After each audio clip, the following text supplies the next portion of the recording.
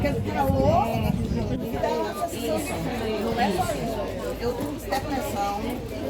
Olha, outro relato de depressão. Eu fiquei violenta. Eu reparti Por conta da depressão. A gente vai falar um pouquinho de depressão. Aí o médico falou do climatério, ele me passou um remédio. Eu fazer reposição hormonal.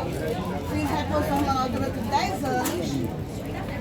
Porque a medicação só foi embora. Eu fiquei tomando remédio para depressão. A medicação só foi embora com 50 anos.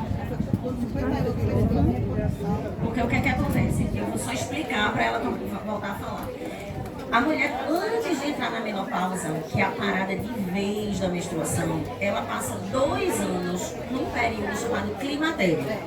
Então, são 2 anos de climatério e depois a mulher entra na menopausa. Esse climatério, a menstruação pode vir ainda. Às vezes demora 3 meses, demora 4 meses, vem, aí falta de novo, vem até parar de vez. E nesse período, a mulher pode começar a ter irritabilidade, ansiedade, pode ter depressão, aquelas alternâncias de frio e calor, suor. Tudo isso faz parte desse período do climatério, certo? Eu sou separada há 25 anos. Na época eu tinha marido. Mas quem tem marido, se liga. Quando fazer sexo, dói, né? Pode doer. Porque Isso. Tudo isso é perigoso. Não, doutor, mas eu não tenho marido, então eu não estou preocupada com isso. Mas aí, pra quem tem marido, namorar, seja lá o que for, se ligar, porque dói o médico diz que Como é o nome da senhora? Silvana. Silvana também está dando outra contribuição. Eu tenho 62, Top. eu tenho 62 anos. Eu fiz a reposição até os 60 anos, foi ano passado. Aí a médica disse que eu precisava fazer mais. Aí eu fiz, ano passado eu fiz endovaginal. Eu fiz cirurgia de tireoide. Fez ultrassom da tireoide. Foi, mas aí não deu câncer não, foi tudo normal. Certo, graças a Mas Deus. aí ele fez tudo isso, porque a médica disse, você vai fazer uma ultrassom daqui, vai fazer uma endovaginal, uma reposição. Porque eu sei que eu me cuidei. Eu vou esperar ficar doente. Para a coisa ser mais difícil, né? Mas em média, a partir dos 50 anos a mulher já está entrando na menopausa. Em média. Veja, normalmente são 2 anos o climatério. Então, antes de você entrar na menopausa, são 2 anos que você passa, assim, falhando a menstruação demorando e tal. Mas, depois de 2 anos no climatério, vem a menopausa. Essa menopausa pode acabar com 52 anos, em média, 50, 51 anos. Mas tem mulheres que tiveram a menopausa com 54, com 53, com 55. Tem mulheres que entram na menopausa precoce. Então, eu já vi mulheres entrarem na menopausa precoce com 37 anos, com 38, com 40. 30 anos, pois é uma menopausa, aí isso é muito precoce. A maioria das mulheres, o geral da população, vai ser em torno dos 50, mas isso pode vir bem antes e pode ser um pouquinho depois, certo? Diga. Sim. Você já teve câncer de mama, fez químio, fez rádio. Tá fazendo o que? Anastrozol? Tamoxifeno. E trocou? Sim. Sim.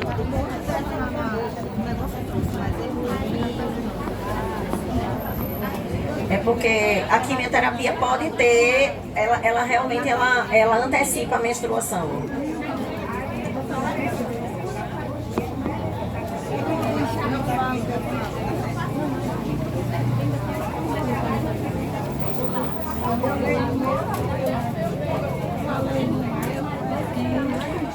E você está em uso de anastrozol.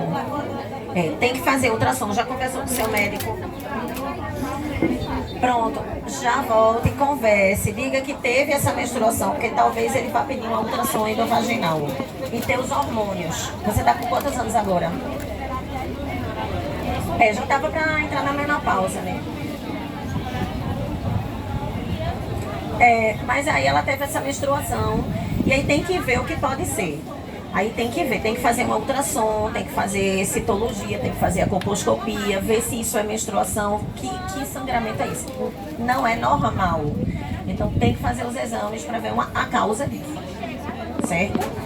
Porque é isso, menstruação fora do período, quando a mulher já está na menopausa, então tem que ter cuidado, porque isso é um sinal de alerta. Então, sangramento fora do período menstrual ou na menopausa é sinal de alerta. Isso é igual a médico, igual a ginecologista, certo? Então, aqui as meninas...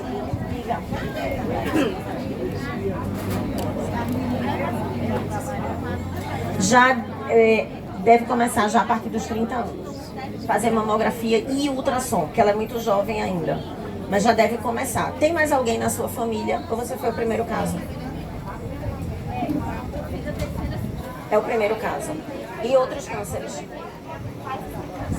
Você então já tem essa tia, você, então sua filha deve começar com 30 anos. Aqui é um exemplo, tá, gente? Foi até bom porque foi um exemplo para quando é que você vai começar esses exames de diagnóstico precoce de câncer de mama a partir dos 30 anos. É um exemplo. Então, assim, é muito importante a gente também falar na questão da depressão, gente. Hoje é impossível, num país como o nosso, a gente não ter síndrome de ansiedade e depressão. É problema, é dinheiro, é boleto para pagar, é casa, é menino, é trabalho. Muitas vezes você trabalha, tem que pegar 3 ônibus para chegar no trabalho, pega 3 ônibus para chegar em casa. Chega em casa, ainda tem que dar conta de roupa, de casa, de marido, de comida. Então, não é fácil. E isso tudo, esse rojão, né, de vários turnos de trabalho que a mulher hoje tem que enfrentar, isso pode, e é um dos principais fatores que podem levar mesmo a mulher a ter ansiedade, a ter depressão. Às vezes não tem um período de pausa, não tem um período de descanso. E a depressão, a gente precisa falar aqui, porque a depressão, ela pode fazer com que você perca a vontade de viver. Então, uma pessoa que passa por depressão, ela passa a não gostar da própria imagem, ter choro fácil e ficar irritada, como se falou aqui, né? Às vezes a mulher ou tá muito triste ou ela tá muito agressiva, fazendo essas alternâncias de humor. Isso pode ser um quadro depressivo, né? Então, você olha para o espelho e você já não se ama mais, você se acha feia, você não se vê como uma pessoa bacana. Então, é muito complicado a depressão. A gente não pode aqui dizer que depressão é mimimi, é besteira, porque não é. Isso é uma coisa séria que precisa ser tratada de maneira séria, né? A gente tem muitas causas para ter adoecimento mental. A própria menopausa em si, ou seja, quando esse hormônio ele começa a cair, a mulher entra na menopausa, isso pode ser um fator que pode causar depressão na mulher. A questão do envelhecimento, as questões com o marido, problemas em casa com divórcio, então muita coisa, né? E não banalizem. Se tiver mais triste, se tiver chorando, se tiver com alternância de humor, se tiver sem vontade de viver, é necessário conversar isso com o médico, seja o médico do postinho de saúde, seja o médico que lhe acompanha, o ginecologista, o mastologista, porque hoje é necessário que todo profissional de saúde diagnostique depressão e que todo médico trate depressão, porque a depressão é extremamente comum na população. E pior do que tomar um medicamento e ficar bem, e fazer bem aos outros, e melhorar, a gente estar sofrendo sem necessidade, né? E quando a mulher tem depressão, acontece o que aconteceu. Normalmente, ela esquece dela, da saúde dela, e ela não faz os exames de rastreio ou de diagnóstico precoce. E isso pode... muitas doenças virem após uma depressão não tratada. Então, a gente não pode aqui sair de uma depressão depressão como um problema sério de saúde e não banalizar.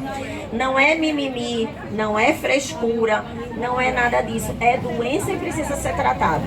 E quantas depressões não tratadas, isso vai culminar em quê? Suicídio. Ó aqui. Gente, bom dia. Eu tenho a fibromialgia. Aí daí, desde assim, uns 10 anos, comecei com a depressão. Aí, há 5 anos eu tentei homicídio. Eu estava no fundo do poço. Aí eu olhei para os 4 cantos. Eu disse, é agora. Agora não me diga como foi que eu cheguei no hospital. Fui bater na UTI. E eu digo a vocês, não, como a doutora acabou de dizer, não é tipo assim, tipo, a palavra frescura. Não é frescura, a fibromialgia não é mimimi, não é nada, porque eu sei o que eu tô aqui passando. Eu tenho umas colegas minhas aqui também que tem fibromialgia. E a fibromialgia, ela mexe com tudo, certo? Então, diga a todo mundo, quem tiver uma depressão, o apoio mais importante, fundamental, é a da família. Porque se não tiver um apoio da família, cai no poço. Porque eu estava dizendo, comentando com o doutor, se não fosse meu esposo e a minha filha, gente, eu acho que eu não estaria aqui, porque eu brinco, eu rio, mas não é fácil você acordar e dormir com dor. Aí vem os pontos de gatilho, que só Jesus, mas a gente tendo fé, a gente chega lá. E se cuide, gente. Procure, se não tiver apoio da família, procure um amigo, vá em algum canto, tem no CAPES, tem alguma coisa, porque é muito difícil mesmo. Procurar fazer atividade física, fazer curso em crochê, se entrosar um com o outro, porque isso vai passando o tempo e a gente vai melhorando. Mas o fundamental é apoio da família. E hoje isso não está tendo. Você fala pra isso é uma besteira, mas não é não, gente. Não é besteira, porque eu sei. Mesmo assim, eu tenho o apoio da minha filha, do meu esposo. Não é fácil, não é. Eu faço terapia todos os sábados com psicólogo, faço tratamento com psiquiatra. Aí faz, psiquiatra é pra doido. É não, gente. É não. A gente vai porque a gente quer melhorar. Mas se você não tiver fé, não buscar Deus, não buscar um acolhimento, força e dizer, eu quero, eu consigo, eu faço, tem que isso vir de você. Porque não é fácil não, gente. Não é.